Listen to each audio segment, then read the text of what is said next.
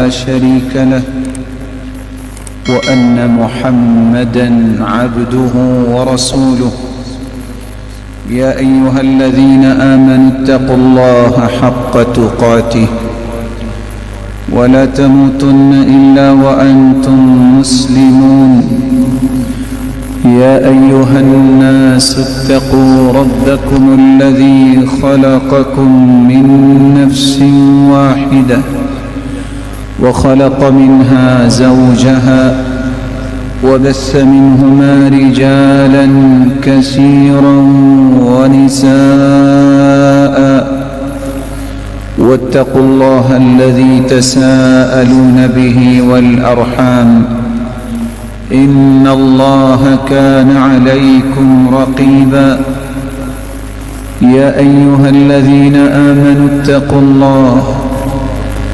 اتقوا الله وقولوا قولا سديدا يصلح لكم أعمالكم ويغفر لكم ذنوبكم ومن يطع الله ورسوله فقد فاز فوزا عظيما أما بعد فأعوذ بالله من الشيطان الرجيم ولتكملوا العدة ولتكبروا الله على ما هداكم ولعلكم تشكرون وقال الحق سبحانه وتعالى قل بفضل الله وبرحمته فبذلك فليفرحوا هو خير مما يجمعون لائق التکریم سامعین مکرم، اللہ ذوالجلال ہم سب کے خالق و مالک اور رازق ہیں، وہی قادر مطلق ہیں، پوری کائنات میں اسی کا ہی تصرف ہے۔ وہ مبارک موسم جس میں ایمان والے اپنی تجارت کو فروغ دیتے ہیں، اس مبارک موسم کے گنتی کے 1 یا 2 دن باقی رہ گئے۔ بندہ مومن اس بات کو بخوبی سمجھتا ہے کہ رسول اکرم صلی اللہ علیہ وآلہ وسلم نے 1400 سال پہلے اس بات کی رہنمائی کر دی تھی، اور وہ رہنمائی یہ ہے انما الاعمال بالخواتیم۔ جہاں اعمال کی قبولیت کا دار و مدار نیتوں پر ہوتا ہے، وہاں اعمال کی قبولیت کا دار و مدار خاتمے پر بھی ہوتا ہے۔ اور آپ سمجھتے ہیں جب کسی مقابلے اور مسابقے میں دوڑ لگ رہی ہو تو جو آخری لحظات اور آخری وقت ہوتا ہے، یہی وہ وقت ہوتا ہے کہ دوڑ لگانے والا اپنے آپ کو ہدف تک دوسروں سے پہلے لے جائے۔ یہ وہ وقت ہوتا ہے جیت کا، اور یہ وہ وقت ہوتا ہے کامیابی اور کامرانی کو حاصل کرنے کا۔ تو بقیہ 1-2 دن جو ہیں ان کو غنیمت سمجھنا یہ میری اور آپ کی خوش نصیبی اور سعادت ہے۔ کیسے اس کو غنیمت سمجھ سکتے ہیں؟ 3 کام عید کا چاند نظر آنے سے پہلے ہمیں مضبوطی سے تھام لینے چاہیے۔ سب سے پہلا کام، رسول اکرم صلی اللہ علیہ وآلہ وسلم نے جب سیڑھی پہ قدم رکھا تو آپ نے آمین کہا، پھر دوسری سیڑھی پہ قدم رکھا تو پھر آمین کہا، پھر تیسری سیڑھی پہ قدم رکھا پھر آمین کہا۔ صحابہ کرام نے سوال کیا، اللہ کے پیارے پیغمبر پہلے ایسا کبھی ہوا نہیں، آپ نے یہ جو آمین کہا ہے ہمیں سمجھ نہیں آئی. آپ نے فرمایا میں جب پہلی سیڑھی پہ چڑھا اور دوسری اور تیسری پہ تو جبریل امین نے 3 دعائیں کی تھی. ایک دعا یہ تھی اے اللہ جس کی زندگی میں رمضان المبارک کا مہینہ آ جائے اور پھر وہ اپنے گناہوں کی معافی نہیں لے سکا، اپنے گناہوں کو معاف نہیں کروا سکا، وہ گہرا جہنم میں جا گیا. تو میں نے آمین کہہ دی. پھر دوسری بات جبریل امین نے یہ فرمائی جس کے سامنے محمد مصطفیٰ صلی اللہ علیہ وسلم کا اسم مبارک آ جائے اور وہ درود پڑھتا وہ بھی نامراد ہی مرے.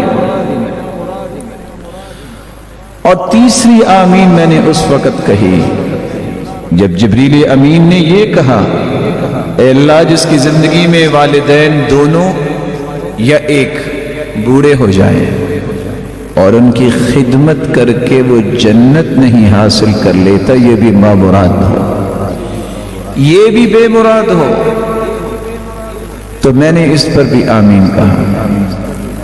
تو آئیے ابھی بھی یہ مبارک گھڑیاں اور ساعتیں موجود ہیں اور آج 29ویں رات ہے. رسول اکرم صلی اللہ علیہ وسلم نے فرمایا تھا کہ تم لیلۃ القدر کو تاک راتوں میں تلاش کرو، اور تاک راتیں جن میں لیلۃ القدر ہے ہی فی العشر الاواخر، ہی فی 9 یمضین او فی 7 یبقین او فی 7 یبقین، یعنی لیلۃ القدر. لیلۃ القدر آخری عشرے میں ہوتی ہے جب 9 راتیں گزر جائیں، یعنی 29ویں میں اس کو تلاش کرو، یا 7 راتیں باقی رہ جائیں یعنی 23ویں میں اس کو تلاش کرو. کیا کرنا ہے؟ سیدنا ابو بکر صدیق رضی اللہ تعالی عنہ کو اللہ کے رسول نے طریقہ سکھایا. اور طریقہ کیا ہے؟ اچھا وضو کرو، لگا کے وضو کرو. من توضأ فأحسن وضوءه، جو وضو کرتا ہے اور خوبصورت وضو کرتا ہے. خوبصورت وضو سے مراد کیا ہے؟ میں ہاتھ دھو رہا ہوں، مجھے یہ یقین ہونا چاہیے کہ میرے ہاتھوں کے گناہوں کو اللہ نے دھو دیا ہے. دل لگا کے میں ہاتھ دھوتا ہوں، جلدی سے نہیں. میں جب اپنی انگلیوں کا خلال کرتا ہوں تو حدیث کی روشنی میں ان جگہوں میں چھپے ہوئے ناخنوں کے نیچے بھی جو گناہ ہیں اللہ اسے بھی معاف کر دیتے ہیں. چہرے کو دھوتا ہوں تو اس تسلی سے دھوتا ہوں کہ آنکھوں کی پلکوں کے نیچے حتی تحت اشفار عینی اللہ ان گناہوں کو بھی معاف کر دیتے ہیں، دھو دیتے ہیں. اچھا وضو کرنے کے بعد 2 رکعتیں پڑھی جائے. اکیلے کسی کمرے میں آج 2 رکعتیں ضرور پڑھیے گا، دل لگا کے. یقبل بوجہہ وقلبہ، دل کو بھی اللہ کی طرف لگا کے، چہرہ بھی قبلہ کی طرف کر کے، قلب و قالب کو اللہ کی طرف لگا کے 2 رکعتیں پڑھ لیں. 2 رکعتیں پڑھنے کے بعد لا يحدث فیہما نفسہ، ان 2 رکعتوں کو پڑھتے وقت دنیا کا کوئی خیال نہیں آنا چاہیے، کوئی اور دل میں بات نہ لائیے. سوچ کے پڑھنا میں اپنے رب سے کیا کہہ رہا ہوں، سوچ کے پڑھنا کہ سبحان ربی الاعلی اور سبحان ربی العظیم، میں کتنے عظیم اور بلند و بالا رب سے ہم کلام ہو رہا ہوں. 2 رکعتیں جو ایسا پڑھ لیتا ہے، اللہ کے رسول صلی اللہ علیہ وآلہ وسلم نے 2 خوشخبریاں دی ہیں. 2 رکعتیں پڑھنے کے بعد ہاتھ اٹھائیے، سب سے پہلے اللہ کی تعریف کیجیے گا، پھر درود پڑھیے گا، پھر دل لگا کے اللہ سے دعا کیجیے گا، اور 2 مرتبہ یہ کلمات کہنا نہ بھولیے گا، رب اغفر لی، رب اغفر لی۔ یہ اتنے الفاظ کہہ دیتا ہے، اللہ کھربوں فرشتوں کو گواہ بناتے ہیں، علم عبدی ان لہ ربا یغفر الذنوب، میرے فرشتوں گواہ رہنا، آج میرے بندے کو پتہ چل گیا ہے اس کا کوئی رب ہے جو معاف کرنے والا ہے۔ عبدی اعمل ما شئت فقد غفر لک، میرے بندے تو آ گیا، تو نے آج تک جتنے بھی گناہ کیے میں نے تجھے معاف کر دیے، فرشتوں گواہ بن جانا۔ اور دوسری روایت کے الفاظ ہے، جو اس طرح کی 2 رکعتیں پڑھ لیتا ہے، وجبت لہ الجنہ، اللہ اس کے لیے جنت کو واجب کر دیتے ہیں۔ خوبصورت وضو کے ساتھ 2 رکعتیں پڑھیے گا، عید کا چاند نظر آنے سے پہلے لائق ست تکریم بھائی اور بزرگوں یہ عمل ضرور کریں، تاکہ ان لوگوں کی صف میں اور آپ شامل ہو جائیں جن کو اللہ نے اس رمضان میں جہنم سے آزاد کر دیا۔ رسول اللہ صلی اللہ علیہ وآلہ وسلم پر قرآن نازل ہوتا ہے، اللہ صرف گناہوں کو معاف نہیں کرتے بلکہ انعام بھی دیتے ہیں۔ انعام کیا ہے؟ إِلَّا مَن تَابَ وَآمَنَ وَعَمِلَ عَمَلًا صَالِحًا فَأُولَئِكَ يُبَدِّلُ اللَّهُ سَيِّئَاتِهِمْ حَسَنَاتٍ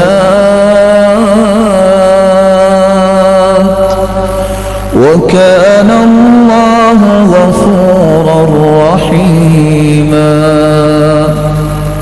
جو توبہ کر لے، پھر آئندہ کے لیے نیک کام کی پلاننگ کر لے، پیش قدمی کرے، میں نے آئندہ سے نیکیاں کرنی ہے، دوبارہ گناہ نہیں کرنا، وہ جس کی توبہ کر لی ہے میں نے، اللہ تعالیٰ اس قدر خوش ہوتے ہیں۔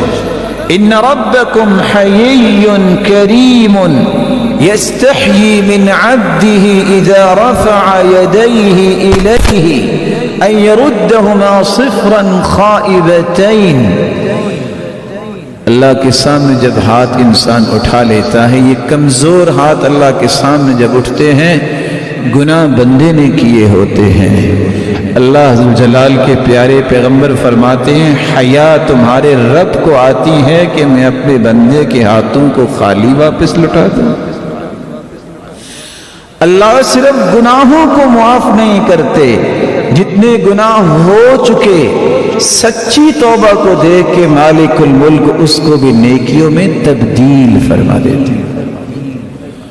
اور آپ صلی اللہ علیہ وسلم کا فرمان بھی میں آپ کی خدمت میں پیش کیے دیتا ہوں، صلاۃ الرجل حیث لا یراہ الناس، حیث لا یراہ الناس، ایسی نماز جو لوگوں کی آنکھوں کے سامنے نہیں، چھپ کے پڑھی جائے،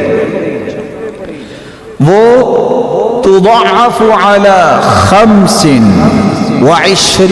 صلاة حیث یراہ الناس، لوگوں کے سامنے آپ نماز پڑھتے ہیں اور ایک صرف اکیلے اللہ ہی دیکھ رہے ہیں، دونوں نمازوں کا فرق اتنا ہے 25 گنے اس نماز کا اجر زیادہ ہے جب نوافل ہوں، جبکہ فرائض تو مسجد میں پڑھنے چاہیے۔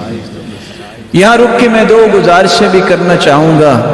کچھ لوگ کہتے ہیں ہمارے تو گناہ ہی اتنے ہیں بڑے بڑے، یہ تو معاف ہوں گے نہیں۔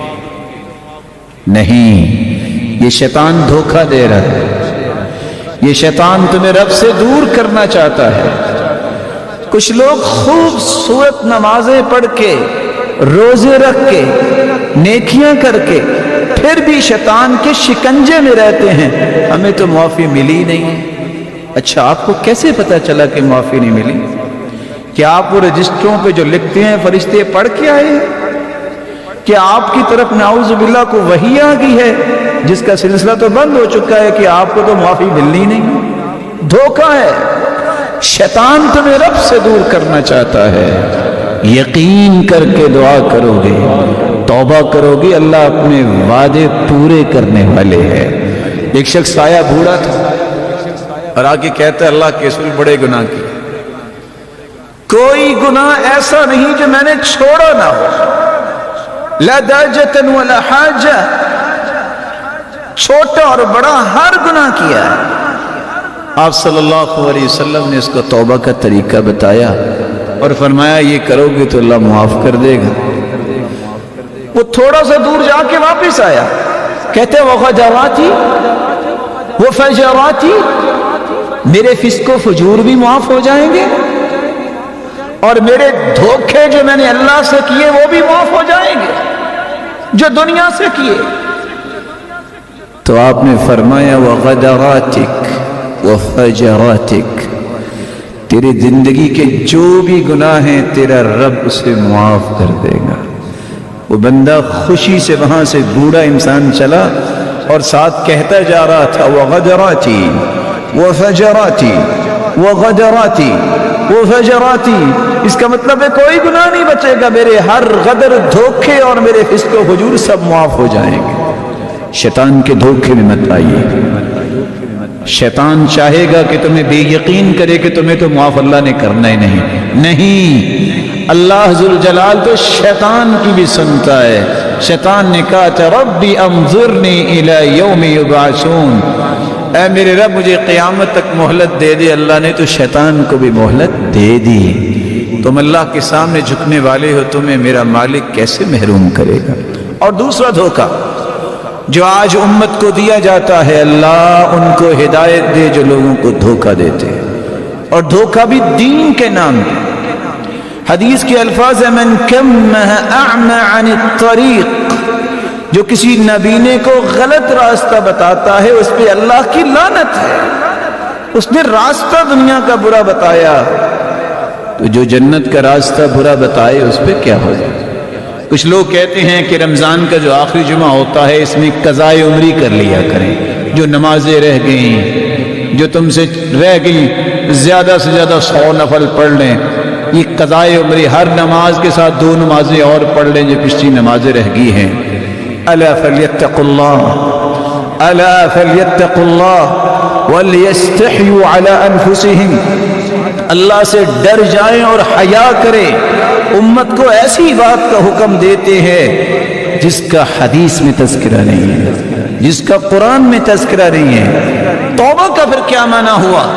اگر قضائے عمری ہی کرنی ہے کہ جو نمازیں رہ گئی ہیں، 6 سال نمازیں نہیں پڑھی، اب ہر نماز کے ساتھ 2 4 نمازیں پچھلی پڑھیں گے، یہ نہ قرآن میں آیا ہے نہ حدیث میں آیا ہے۔ یہ لوگوں پہ تشدد اور لوگوں کو غلط راستہ دینا ہے۔ اللہ کے رسول صلی اللہ علیہ وسلم نے تو فرمایا تھا توبہ تو پچھلے سارے گناہوں کو ختم کر دیتی ہے۔ اور آپ نے قرآن مجید کی آیت سنی، اکیلے گناہ معاف نہیں ہوتے، اللہ اس کو نیکیوں میں تبدیل فرما دیتے ہیں۔ یقین کر لیجئے اللہ کا قرآن سچا ہے، اللہ کے رسول کی زبان سے نکلی ہوئی بات سچی ہے، باقی سب جھوٹ ہے جو لوگوں کو یہ کہہ کے غلط کام کی طرف لگاتے ہیں کہ ہمارے بڑے نے کہا۔ محمد مصطفیٰ سے کوئی بڑا نہیں، محمد کریم سے کوئی بڑا نہیں ہے، اس نے امت کو اس بات کا حکم نہیں دیا۔ تو پہلا کام 2 رکعتیں پڑھ کے اپنے گناہوں کی معافی عید کا چاند نظر آنے سے پہلے ضرور لے لیجئے گا۔ دوسرا کام رسول اکرم صلی اللہ علیہ وآلہ وسلم نے فرمایا انما الاعمال بالخواتیم، اعمال کی قبولیت کا دار و مدار نیتوں پر ہوتا ہے، نیت خالص ہو تو عمل قبول۔ اسی طرح انما الاعمال بالخواتیم، اعمال کی قبولیت کا دار و مدار خاتمے پر بھی ہوتا ہے۔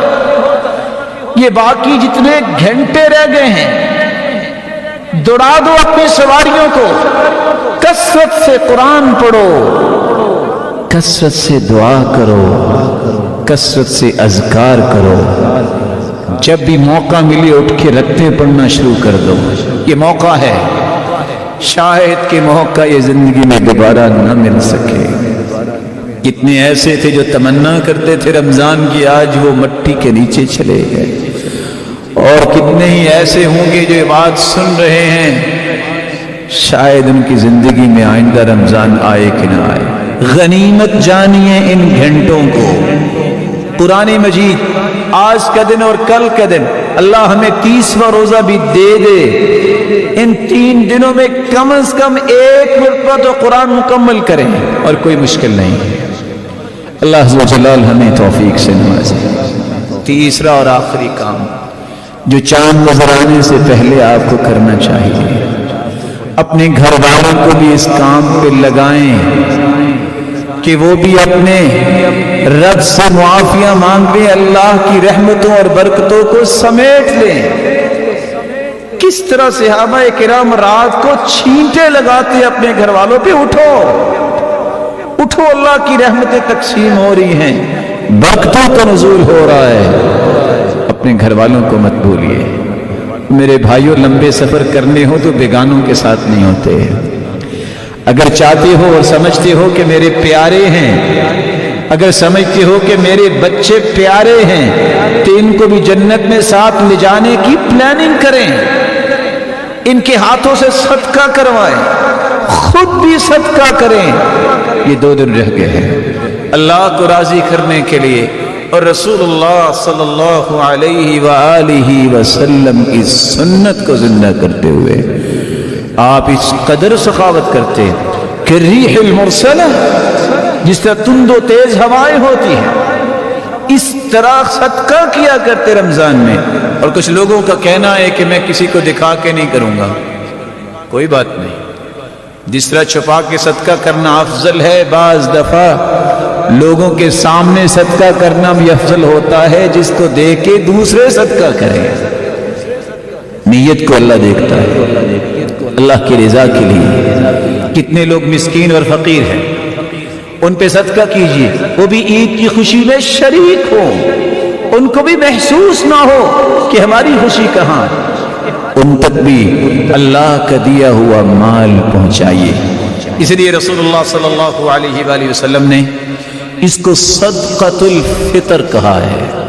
صدقۃ الفطر صدقۃ تجب بالفطر من رمضان، جو رمضان کے روزے اختتام پذیر ہونے پر انسان پہ فرض ہوتا ہے، اس کو صدقہ فطر کہتے ہیں. کوئی غلام ہے یا آزاد ہے، مرد ہے یا عورت ہے، چھوٹا ہے یا بڑا ہے، ہر ایک کو صدقہ فطر ادا کرنا چاہیے. اور صدقہ فطر کون دے گا؟ گھر کا سرپرست، گھر کے تمام افراد، بیوی بچوں، حتیٰ کہ جو گھر میں ملازم کرتے ہیں ان ملازموں کا بھی. اور اگر کوئی مہمان آ گیا ہے اور آپ کے گھر میں وہ عید کرے گا، حتیٰ کہ وہ بچہ جو بھی دنیا میں نہیں آیا، اس کی طرف سے بھی صدقہ فطر دینا ہوتا ہے.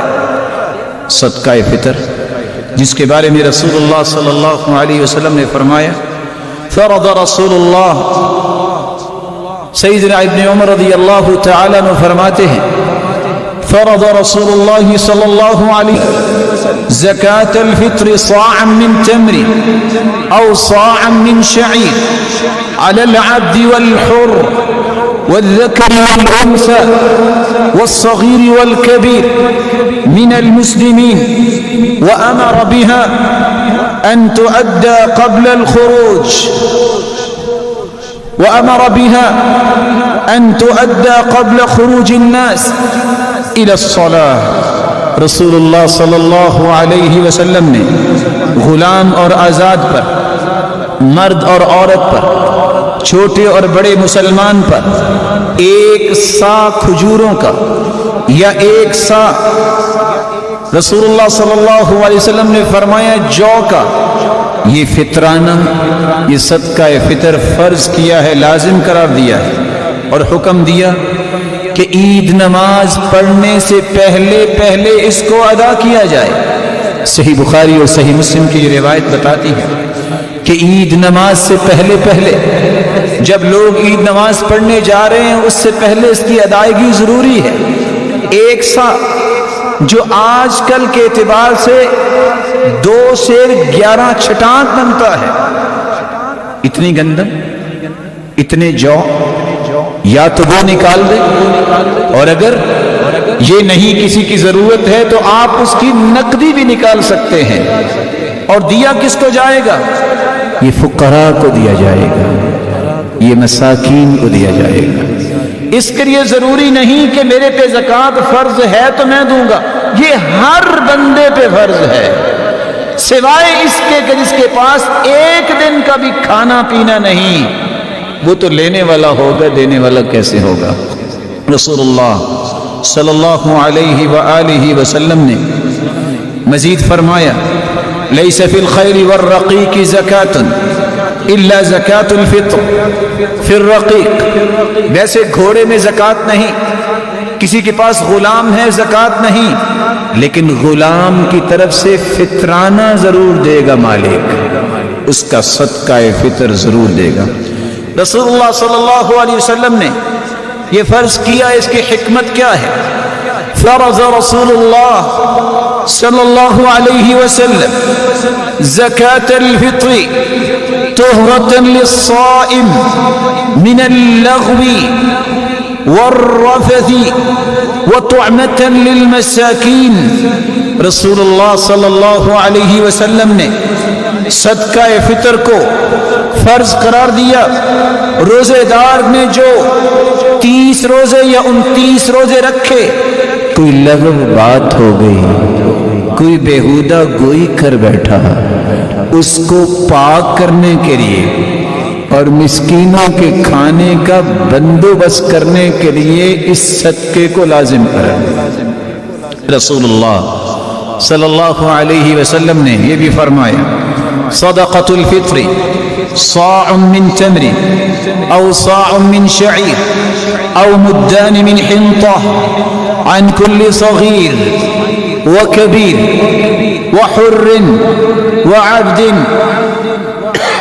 کھجوروں کا 1 سا یا جو کا 1 سا یا 2 مد گندم کے 2 سے 11 چھٹانک کے برابر آپ یہ صدقہ نکال سکتے ہیں۔ اور آج کل کے اعتبار سے ہر شخص، مرد اور عورت، بڑے اور چھوٹے، غلام اور آزاد کی طرف سے 100 روپے کم از کم صدقہ یہ ادا ہونا چاہیے۔ رسول اللہ صلی اللہ علیہ وآلہ وسلم نے یہ بھی فرمایا جو عید پڑھنے کے بعد دے گا اس کا صدقہ فطر ادا نہیں ہوگا، وہ عام صدقہ ہوگا۔ آپ عید کے دن صبح کی نماز کے بعد سے عید پڑھنے سے پہلے اس کو ادا کر دیں، نہیں تو 1 دن عید سے پہلے یا 2 دن عید سے پہلے بھی ادا کیا جا سکتا ہے۔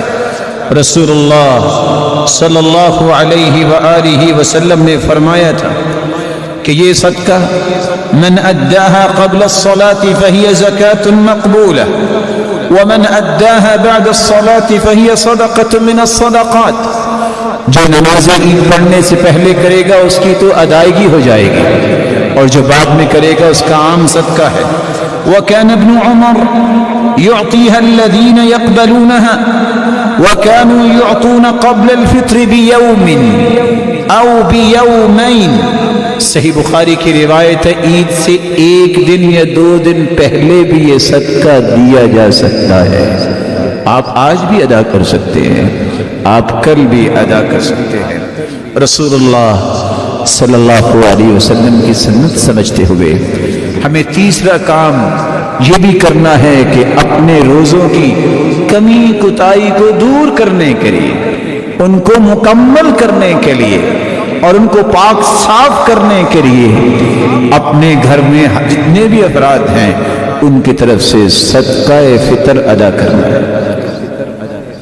چوتھا کام یہ وہ خوشی کا دن جو مسلمانوں کے لیے خوشی کا دن ہے، جس کو عید کا دن کہتے ہیں۔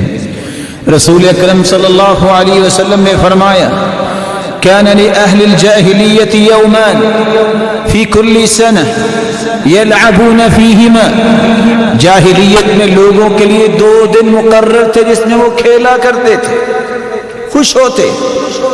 فلما قدم النبي صلی اللہ علیہ وسلم المدینہ، جب رسول اللہ صلی اللہ علیہ وسلم مدینہ تشریف لائے، قال تو صحابہ کرام کو فرمانے لگے كان لكم يومان تلعبون فيهما وقد أبدلكم الله بهما خيرا منهما يوم الفطر ويوم الأضحى۔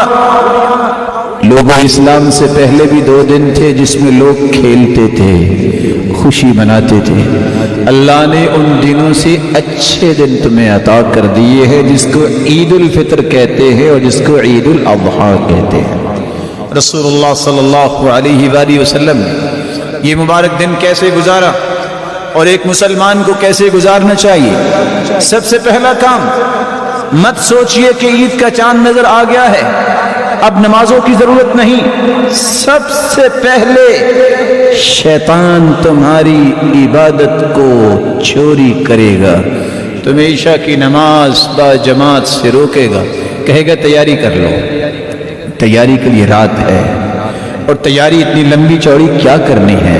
ایک مسلمان نے عید پڑھنی ہے، اس کی آداب میں ابھی بتائے دیتا ہوں۔ عشاء کی نماز اور خصوصاً فجر کی نماز، رات کپڑوں کی تیاری اور طرح طرح کی تیاریوں میں، صفائیوں میں صبح کی نماز پہ کوئی اٹھتا نہیں ہے، یہ بھی شیطان کا حملہ ہوتا ہے۔ حدیث سنیے، ایک مسلمان کو پہلا کام کیا کرنا ہے؟ چاند نظر آئے، اللہم اہلہ علینا بالامن والایمان والسلامت والاسلام ربی وربک اللہ۔ چاند کو دیکھ کے یہ دعا پڑھیے، صرف شور مت مچائیے بلکہ یہ دعا پڑھیے، اللہ امن و امان کا چاند بنا دے، اللہ آنے والا مہینہ سلامتی والا بنا دے، اللہ ایسے کاموں کی توفیق دے جس سے تو راضی ہو جائے، یہ دعا پڑھیے۔ اور آپ صلی اللہ علیہ وسلم نے فرمایا من صلی العشاء فی جماعہ کان کقیام نصف لیلہ، جو عشاء کی نماز با جماعت پڑھتا ہے آدھی رات کے قیام کو اسے ثواب مل جاتا ہے۔ ومن صلی العشاء والفجر فی جماعہ کان کقیام لیلہ، اور جو عشاء کی نماز اور فجر کی نماز کو با جماعت پڑھتا ہے اللہ ذوالجلال رات کا قیام اس کے لیے لکھ دیتے ہیں۔ صبح کی نماز با جماعت پڑھیے، اپنے اذکار کو مکمل کیجیے، اور رسول اللہ صلی اللہ علیہ وآلہ وسلم کی سنت یہ ہے، عید الفطر اور عید الاضحیٰ میں روزہ نہیں۔ کچھ لوگ اس دن بھی روزہ رکھتے ہیں، غلط کرتے ہیں، حرام ہے۔ نہا رسول اللہ نہى رسول الله صلى الله عليه وسلم عن صوم يوم الفطر ويوم الأضحى، عید الفطر اور عید الاضحیٰ کو روزہ رکھنے سے منع فرمایا ہے۔ بندہ مومن روزہ نہیں رکھتا، کرتا کیا ہے؟ آپ کا طریقہ مبارک یہ تھا، كان رسول الله صلى الله عليه وسلم لا يغدو يوم الفطر حتى يأكل التمرات ويأكلهن وترا۔ آپ صلی اللہ علیہ وسلم عید الفطر پڑھنے جاتے تو کھجوریں کھا کے جایا کرتے، اور وطر یعنی تا قدر استعمال کرتے، 1 3 5 7۔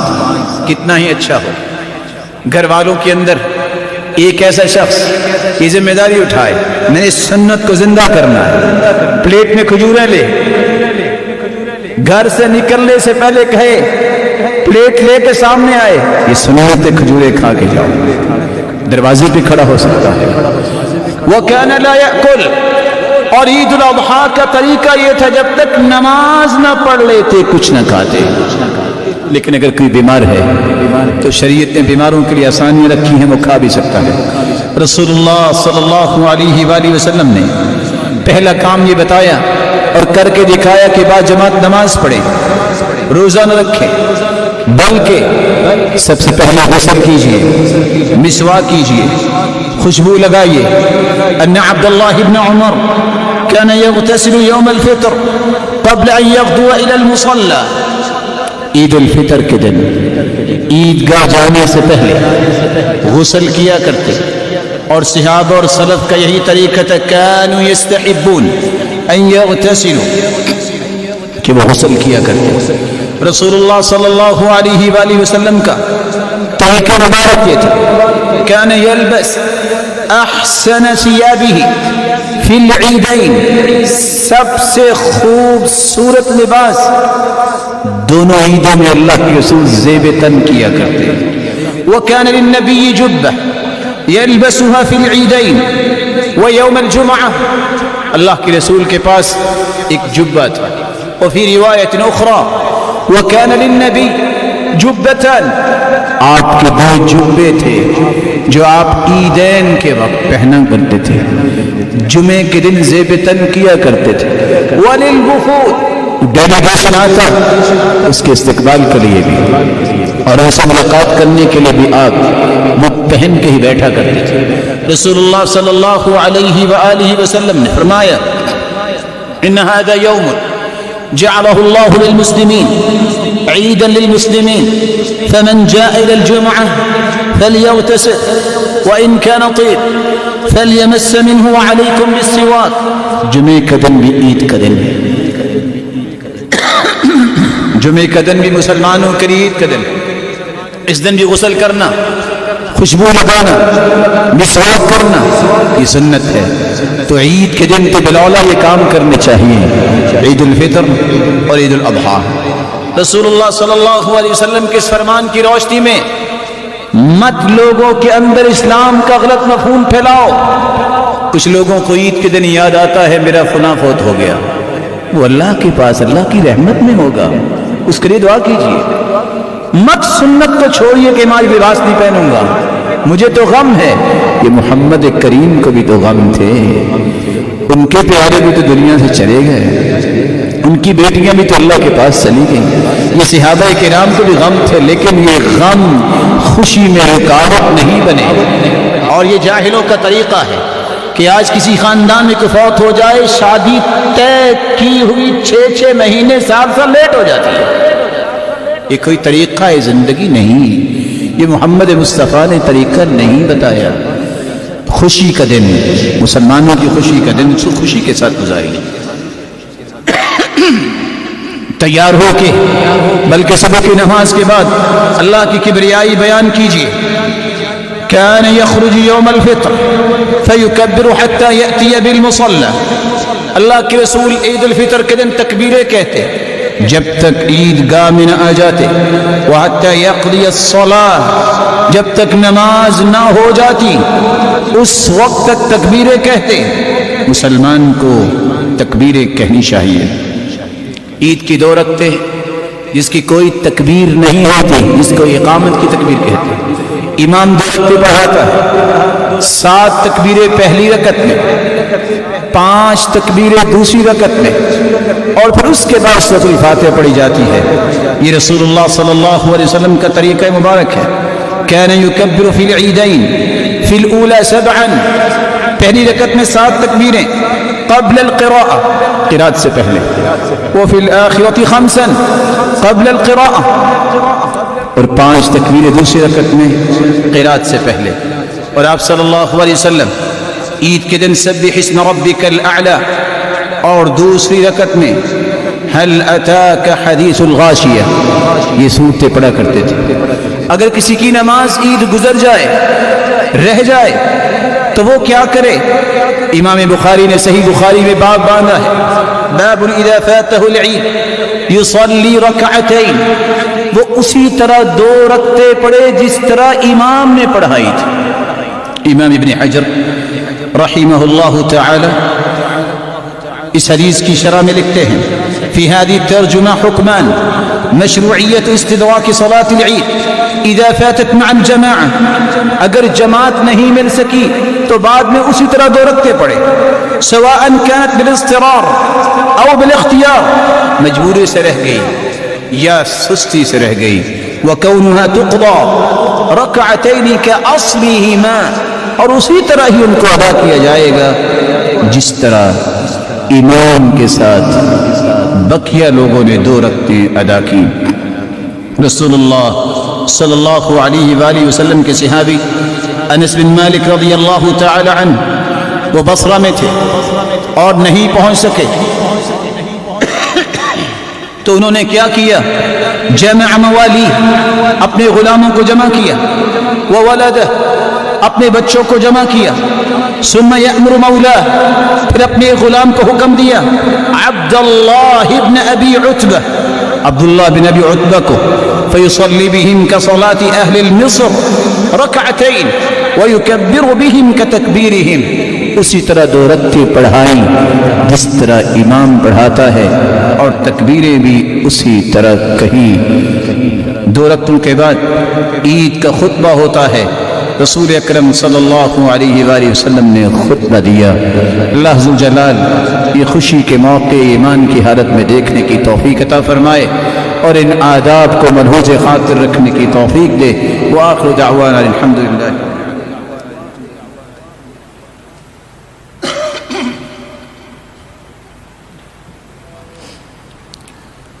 الحمد لله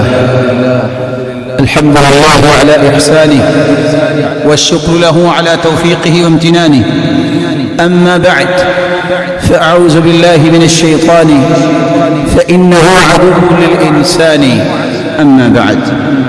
عید کا مبارک دن جس میں اچھا لباس پہننے کے بعد مسواک اور خوشبو کا اہتمام کرتے ہو عید پڑھنے مسلمان جہاں جاتا ہے وہاں عورتوں کو بھی عید پڑھنے کا حکم دینا چاہیے بلکہ لے جانا چاہیے۔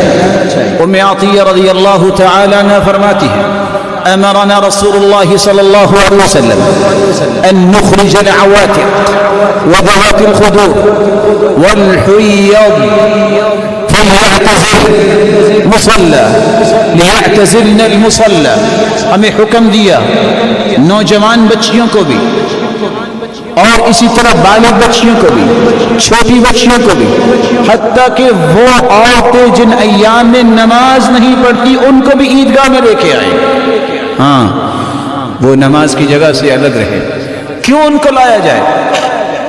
3 کاموں کے لیے، لیشہدن دعوت المسلمین، مسلمانوں کی دعا میں شریک ہو سکے، یرجون برکت ذلک اليوم، اس دن جو برکتیں اللہ نے عطا کرنی ہیں ان کے حصے میں بھی برکتیں آ جائیں، وطہرتہ، اور اللہ ذوالجلال نے جس طرح جہنم سے آزاد کرنا ہے اور گناہوں سے پاک کرنا ہے یہ پاکیزگی وہ بھی سمیٹ لے۔ عورتوں کو حکم دیا جائے وہ بھی عیدگاہ میں آئے۔ صحابی کہتے ہیں یا رسول اللہ صلی اللہ علیہ وسلم آپ نے حکم تو دے دیا کہ عورتوں کو لایا جائے اور ساتھ آپ نے یہ بھی فرمایا کہ عورت بغیر پردے کے نہ آئے، آپ نے فرمایا ہے کہ وہ اپنی چادر کو پاؤں پہ لٹکائے، اگر وہ چلے گی اذن تنکشف اقدامہن لتلبسها اختها من جلبابها، کوئی عورت بغیر پردے کے نہ آئے، اگر اس کے پاس چادر نہیں تو اپنی بہن سے چادر لے لے۔ کہا اللہ کے پیارے پیغمبر اگر وہ چادر تو لے لے چلے گی تو اس کے پاؤں تو ننگے ہوں گے۔ فرمایا یرخینا ذراعا لا یزدنا علی، اپنے پاؤں پہ ایک ہاتھ جو ہے وہ لمبا کپڑا ڈال سکتی ہے کہ چلتے وقت بھی اس کے پاؤں نظر نہ آئے۔ رسول اللہ صلی اللہ علیہ وسلم نے عورتوں کو حکم تو دیا لیکن 2 باتوں کا حکم ساتھ ہی دیا، بغیر پردے کے نہ آئے، اور دوسرا ایسی خوشبو نہ لگائے جس کی فہار مردوں تک پہنچے۔ ایما امرأة استعطرت فمرت على قوم لیجدوا ریحها وہی زانیہ، جو عورت عطر استعمال کرتی ہے ایسی خوشبو جب وہ گزرے تو مردوں تک پہنچے، فہی زانیہ، حدیث کے الفاظ یہ بدکار عورت کی نشانی ہے۔ اسی رسول اللہ صلی اللہ علیہ وسلم نے فرمایا اس کی نماز بھی قبول نہیں حتی تغتسل کما تغتسل من الجنابہ، جب تک وہ غسل نہیں کر لیتی جس طرح ناپاکی اور جنابت کا غسل کرتی ہے۔ اس لیے عورت کے لیے ایسی خوشبو لگانا جائز نہیں ہے جو مردوں تک پہنچے۔ رسول اللہ صلی اللہ علیہ وآلہ وسلم نے عید پڑھنے کے بعد صحابہ کرام کا معمول یہ تھا، اذا التقوا يوم العيد كان اصحاب رسول الله صلى الله عليه وسلم اذا التقوا يوم العيد يقول بعضهم لبعض تقبل الله منا ومنك۔ جب صحابہ عید کے بعد ایک دوسرے کو ملتے تو یہ الفاظ کہتے، تقبل اللہ منا ومنک، اللہ ہماری بھی عبادتوں کو قبول فرمائے اور آپ کی بھی عبادتوں کو قبول فرمائے۔ وَأَحَلَهُ اللَّهُ عَلَيْكَ، امام ابن تیمیہ رحمہ اللہ تعالی نقل کرتے ہیں یہ دعا، اللہ ایسی خوشیاں آپ کو بار بار دکھائے۔ رسول اللہ صلی اللہ علیہ وآلہ وسلم کا فرمان میں پھر سنائے دیتا ہوں، ما من مسلمین یلتقیان فیتصافحان الا غفر لہما قبل ان یتفرقا۔ جب مسلمان دونوں آپس میں ملتے ہیں، مصافحہ کرتے ہیں، دونوں کے ہاتھ جدا بعد میں ہوتے ہیں، دونوں کے گناہ پہلے معاف ہو چکے ہوتے ہیں۔ ہاں، آج کل کے اس وبائی دور میں اگر کوئی بیمار ہے اور احتیاط کرنا چاہتا ہے اسے ضرور کرنی چاہیے، لیکن رسول اللہ صلی اللہ علیہ وسلم کی سنت ہے، صحت مند کریے۔ اللہ کے رسول نے تمام صحابہ سے بیعت لی، مصافحہ کیا، اور کچھ دھوکہ نظر آ چکا مسلمانوں کو، کچھ دھوکہ کھل جائے گا چند دنوں میں کہ مسلمانوں کی عزتوں، ان کے دین کے ساتھ کس طرح کھلواڑ کیا گیا اور مسلمانوں کو کس طرح عبادتوں سے دور رکھا گیا۔ ان وہم پرست اور مجرموں نے جن کے خاص مقاصد تھے کچھ حاصل ہوئے ہوں گے اور کسی کے انتظار میں ہیں۔ رسول اللہ صلی اللہ علیہ وسلم کا دین قیامت تک باقی ہے اور اس میں کوئی تبدیلی ممکن نہیں۔ رسول اللہ صلی اللہ علیہ وسلم نے ایک ادب یہ بھی بتایا، عید پڑھتے وقت جب عیدگاہ کی طرف آؤ پیدل چل کے آؤ، اگر بیمار ہے تو گاڑی استعمال ہو سکتی ہے، سواری استعمال ہو سکتی ہے، جس راستے سے آئے ہو واپسی پہ راستہ تبدیل کر کے جاؤ۔ رسول اللہ صلی اللہ علیہ وسلم كان يخرج الى العيد ماشيا ويرجع ماشيا، پیدل جاتے اور پیدل آتے، اور سنت یہ ہے كان اذا خرج يوم العيد في طريق رجع في غيره، جس راستے سے آتے واپسی پہ راستہ تبدیل فرماتے۔ آپ صلی اللہ علیہ وآلہ وسلم کی بھی سنت ہے، اگر آپ عیدگاہ میں نماز پڑھ رہے ہیں کھلے میدان میں تو وہاں کوئی رکھتے نہ پڑھیے عید سے پہلے نہ عید کے بعد۔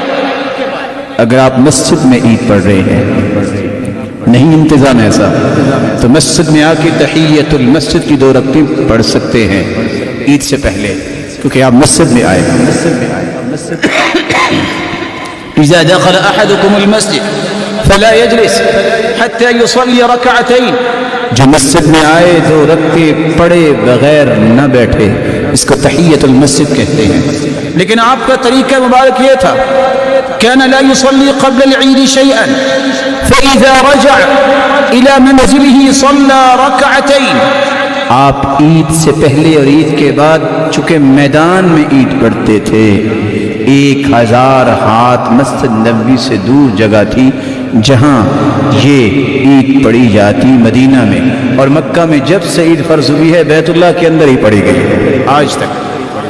تو آپ صلی اللہ علیہ وسلم کا معمول یہ تھا، عید سے پہلے اور عید کے بعد کوئی بھی عیدگاہ میں رکعت نہ پڑھتے، لیکن جب گھر واپس آتے تو 2 رکعتیں پڑھا کرتے تھے۔ سنت ہے آپ عید پڑھنے کے بعد جب گھر واپس جائیں 2 رکعتیں پڑھیے اور آپ صلی اللہ علیہ وآلہ وسلم کی سنت کو زندہ کیجیے۔ یہ دن خوشی کا دن ہے، اس دن میں رشتہ داروں کے ساتھ ملیے، دعائیں دیجیے اور دعائیں لیجیے، صلہ رحمی کیجیے، خوشیاں بانٹیے، خوشیاں دیجیے اور خوشیاں وصول کیجیے۔ اور اللہ کے رسول صلی اللہ علیہ وسلم کے فرمان کے مطابق جاہلیت میں کھیل کود کے لیے دن خاص تھے، اللہ نے اچھے دن دے دیے۔ آپ کھیلنا بھی چاہتے ہیں، جائز کھیل وہ ہوتا ہے جس کی شریعت نے اجازت دی۔ جائز کھیل وہ ہوتا ہے جو کافروں کی مشابہت نہیں ہوتی، جائز کھیل وہ ہوتا ہے جس میں جوا نہیں ہوتا، جائز کھیل وہ ہوتا ہے جس کی ممانعت نہیں آئی۔ آپ نے فرمایا شطرنج کھیلنے والا، یہ چوسر کھیلنے والا ایسا ہے جیسے کسی نے خنزیر کے گوشت اور خون میں ہاتھ ڈالا ہے۔ مت ایسے کھیل کی طرف جائیے، مت جوئے کی طرف جائیے، مت کافروں کی مشابہت کے کھیل کھیلیے۔ جائز کھیل، علموا الرماية، علموا أولادكم صبيانكم الرماية والسباحة والفروسية وإن كان فيه مقالا عند البعض۔ گھڑسواری، تیراکی، تیر اندازی اپنے بچوں کو سکھائیے۔ اور آپ صلی اللہ علیہ وسلم بچوں کو دوڑ لگاتے، اس جگہ سے اس جگہ تک جو جیتے گا بیٹا میں اس کو کھجور دوں گا انعام۔ آپ نے گھڑ دوڑ یہ بھی کروائی، مقابلہ کروایا۔ مسلمانوں کو اس بات کا خیال کرنا ہوگا کہ اس خوشی کے موقع پہ اللہ کی ناراضگی نہ ہو۔ اللہ ذو الجلال سے دعا ہے ان آداب کا خیال رکھنے کی توفیق عطا فرمائے، اور یہ جو مبارک گھڑیاں باقی ہیں ان میں اللہ سے سچی توبہ کرنے، گناہوں کو معاف کروانے اور برکت و رحمتوں کو سمیٹنے کی توفیق عطا فرمائے۔ اللہ ذو الجلال سب کو ایمان والی اور خوشی والی عید کی خوشیاں بھی نصیب فرمائے، اور ہم سب کو ایسے اعمال کی توفیق دے جس سے وہ راضی ہو جائے۔ وآخر دعوانا الحمد للہ۔